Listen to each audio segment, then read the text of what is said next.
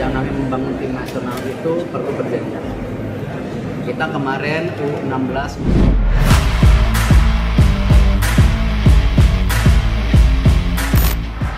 bangun timnas U23, Indra Syafri ikuti langkah Sintayong.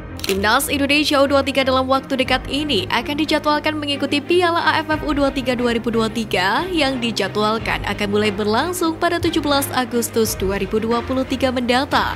Di Piala AFF U23 ini, Timnas Indonesia menghuni grup B bersama dengan Timor Leste dan juga Malaysia. Setelah itu, Timnas U23 Indonesia bakal tampil di kualifikasi Piala Asia U23 yang akan bergulir pada 6 hingga 13 September.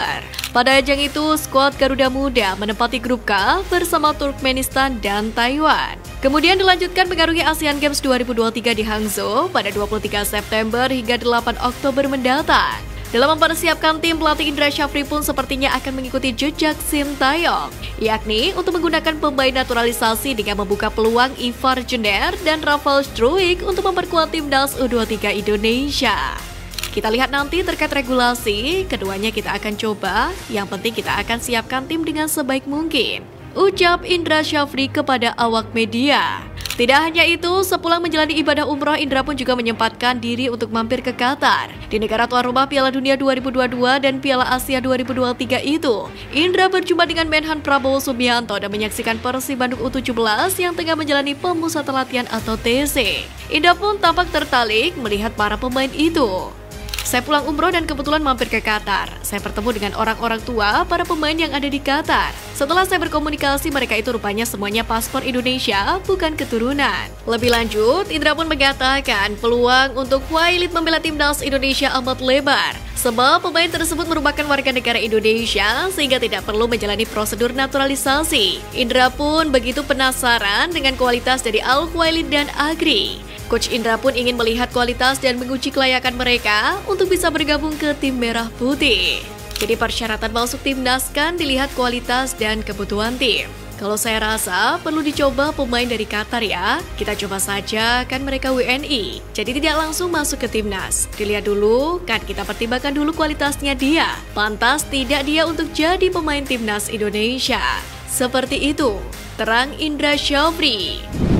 Media Eropa sebut pemain grade A akan bela timnas Indonesia di Piala Asia 2023. Media Belanda Aberdeen Live melaporkan bila Jay Itzes akan berganti kewarganegaraan dan bakal membela timnas Indonesia di Piala Asia 2023 mendatang. Laporan di Belanda ini pun muncul seiring laporan bila PSSI tengah mencari pemain keturunan grade A untuk bersaing di Piala Asia 2023. Memang mantan exco PSSI Hasani Abdul Ghani menyatakan bahwa Erick Thohir dan Sintayong masih mencari pemain yang dimaksud tersebut di Eropa.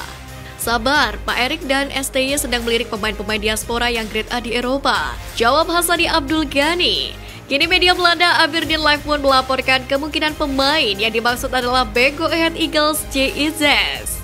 Bek Go Ahead Eagles dilaporkan akan beralih tim nasional di level internasional. Sang pemain bertahan digambarkan termasuk di antara 3 pemain yang saat ini bermain di Belanda yang dipertimbangkan untuk dipanggil timnas Indonesia. Jika Itzes memutuskan membela timnas Indonesia, dia akan bermain di Piala Asia 2023 yang akan berlangsung pada Januari 2024. Tulis laporan Aberdeen Live tersebut. Aberdeen Live pun mengutip pernyataan staf ahli khusus Menpora untuk urusan atlet diaspora Hamdan Hamedan yang mana ada nama Itzes dalam list yang akan dinaturalisasi oleh PSSI pada tahap selanjutnya. Itzes sendiri merupakan bek 23 tahun, setinggi 190 cm. Pada musim 2022-2023, Itzes bermain 35 kali bersama Go Ahead Eagles di semua kompetisi dengan catatan 2 buah gol.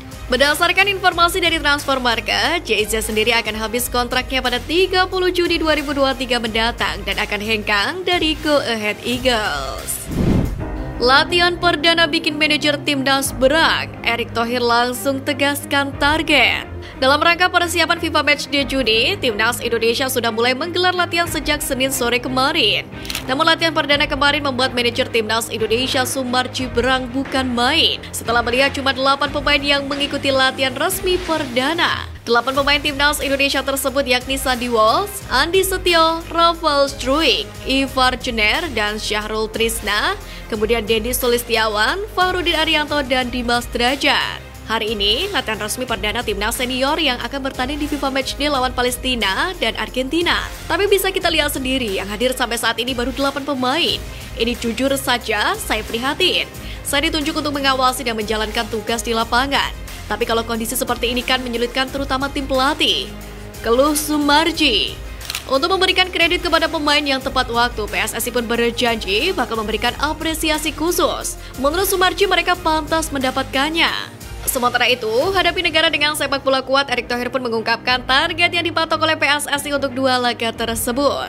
Erick mengatakan bahwa target timnas Indonesia untuk 2 laga tersebut adalah mendapatkan poin di peringkat FIFA. Erick mengingatkan bahwa saat ini Indonesia sendiri tengah mengejar peringkat 100 besar dunia dan 50 besar dunia pada 2045 mendatang.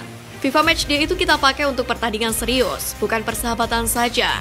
Kita sudah menekankan revolusi mental dan sepak bola. Jadi tim nasional kita harus punya standar tinggi dalam setiap pertandingan dan memberikan yang terbaik. Apalagi dengan Palestina kita ingin mengejar ranking, kita punya target 100 besar, kita punya target 2045, ranking kita 45. Jelas Erick Thohir. Sementara itu dalam mendukung laga bertajuk Friendly Match Internasional bersama Palestina, Wali Kota Surabaya, Eri Cahyadi punya rencana melakukan konvoi untuk timnas Indonesia dan juga menjamu makan malam untuk para punggawa Palestina.